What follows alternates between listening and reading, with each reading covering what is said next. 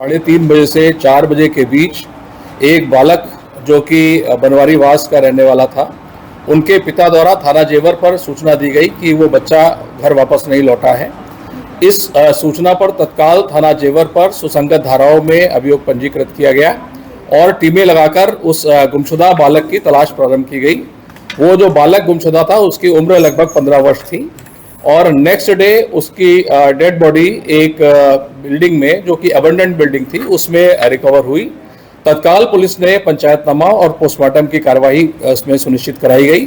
उस बच्चे के शव का पंचायतनामा पोस्टमार्टम दो डॉक्टर्स के पैनल द्वारा किया गया और उसकी वीडियो फोटोग्राफी भी कराई गई।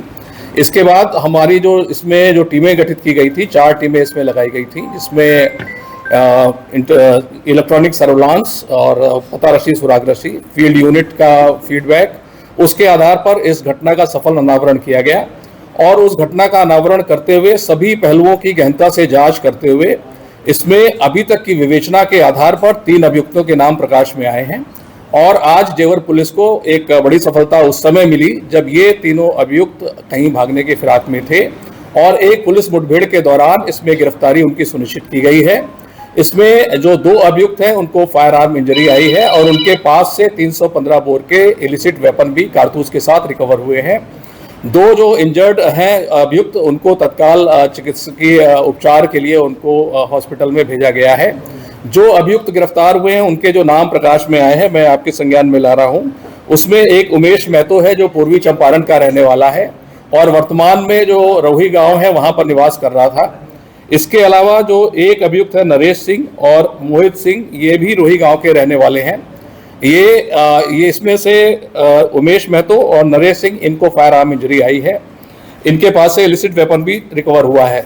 अगर हम इन जो ये आरोपी अभियुक्त गिरफ्तार और मुठभेड़ में गिरफ्तार हुए हैं, इनकी अगर हम प्रोफाइल की बात करते हैं तो जो उमेश है ये लेबर सप्लाई का काम, जो आसपास विभिन्न कंपनियां हैं वहां पर लेबर आपूर्ति का काम करता है, ठेकेदारी का काम करता है।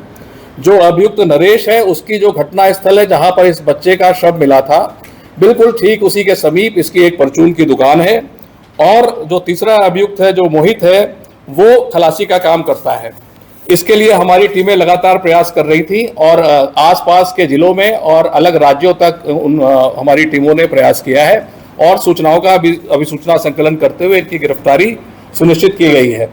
जहां तक अगर हम इस घटना के मोटिव की बात करते हैं कि किन कारणों से इस प्रकार की घटना, इस अबोध बालक की घटना घटित हुई है, जिसके प्रति हमारे पूरे पुलिस परिवार की संवेदनाएं हैं, इसके बारे में ये जानकारी प्राप्त हुई है कि जहां पर ये बनवारीवास गांव के पास ही आरोही गांव है, जो कि आसपास बिल्कुल समीप में स्थित गांव है।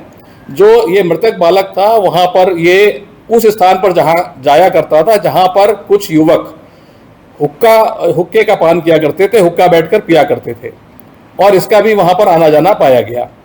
इस बात पर इस बच्चे की दादी द्वारा कुछ दिनों पूर्व वहां पर आके उन लड़कों को जो वहां पर हुक्का पीते थे, कड़े शब्दों में चेतावनी दी गई, हिदायत दी गई कि तुम इस बच्चे की जो संगत है उसको बिगाड़ रहे हो, इसकी आदतें खराब करने का प्रयास कर रहे हो।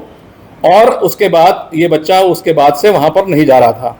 उस दिनों के बाद जिस दिन घटना हुई है, ये पहला दिन था कि वो बच्चा वहां दोबारा गया था। जो लोग गिरफ्तार हुए हैं इसमें से वहां पर कुछ लोग मौजूद थे जिस दिन उनकी दादी ने आके उनको डांटा और हिदायत दी कि इस प्रकार का तुम बच्चे की सोबत और संगत, गलत संगत में डालने का प्रयास कर रहे हो। उसके बाद ये पहला दिन था जिस दिन ये घटना घटित हुई, वो बच्चा वहां पर आया और उसके साथ ये घटना कारित की गई। इस घटना के कारित होने में ये एक अभी प्रथम दृष्टया ये पूरी विवेचना के दौरान ये तथ्य प्रकाश में आया है कि एक इसके पीछे एक ये मोटिव है।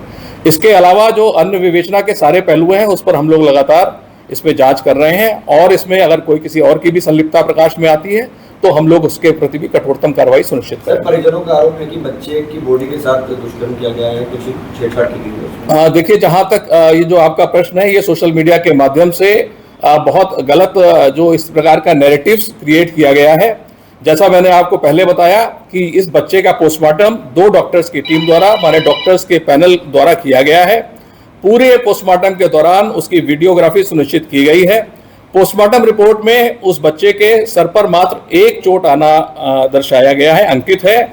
उसके शरीर पर अन्य कोई चोट नहीं है, जो कि अपने आप इस बात को पुष्टि करता है कि उसके साथ अभी तक कोई दुष्कर्म की बात प्रकाश में नहीं आ रही है पोस्टमार्टम रिपोर्ट के आधार पर। यद्यपि जो और रेलेवेंट स्वैब्स हैं जो विसरा है वो उसको हम लोगों ने केमिकल एनालिसिस के लिए फॉरेंसिक साइंस लैब में भेजा हुआ है और जैसे रिपोर्ट्स हमको प्राप्त होंगी हम उनका भी अध्ययन करके उसमें सम्यक कार्रवाई सुनिश्चित करेंगे। इसके अलावा पोस्टमार्टम रिपोर्ट में भी जैसे बहुत बार ये आया कि बच्चे की जीभ या आंख की बात है, वो भी बिल्कुल निराधार है, असत्य है। पोस्टमार्टम रिपोर्ट हमारे पास में यहाँ पर रखी है, आप देख सकते हैं। इस पोस्टमार्टम रिपोर्ट में कहीं इस बात का उल्लेख नहीं है और ये ऑथेंटिक 2 डॉक्टर्स के पैनल द्वारा किया गया पोस्टमार्टम है। इस प्रकार गलत नैरेटिव फैलाना कदापि उचित नहीं है। सर थोड़ा असंतुष्ट कुछ लोग अभी भी बात हुई, तो जहाँ तक उन तक ये रिपोर्ट पहुंच चुकी है जो कि आप हमें बता रहे हैं, तो वहाँ कुछ लोग अभी भी असंतुष्ट नजर आ रहे हैं। देखिए, हम लोगों ने तथ्यों के आधार पर, साक्ष्यों के आधार पर, फॉरेंसिक रिपोर्ट्स के आधार पर, इलेक्ट्रॉनिक सर्विलांस के आधार पर, साक्ष्यों के आधार पर कार्रवाई सुनिश्चित की गई है। पोस्टमार्टम रिपोर्ट्स पैनल द्वारा किया गया है और इसमें से एक डॉक्टर स्पेशलिस्ट हैं, एक मेडिकल ऑफिसर हैं, दोनों कॉम्पिटेंट ऑफिसर्स, मेडिकल ऑफिसर्स द्वारा ये परीक्षण किया गया है। और इस प्रकार जो आरोप लगा रहे हैं वो आरोप गलत हैं। इस प्रकार के उनको आरोप लगाने से बचना चाहिए, तथ्यों को समझना चाहिए और जो वैधानिक कार्रवाई अगर इसमें कुछ शेष रह गई है तो हम आप सभी को आश्वस्त करते हैं 100% कार्रवाई सुनिश्चित की जाएगी। Thank you.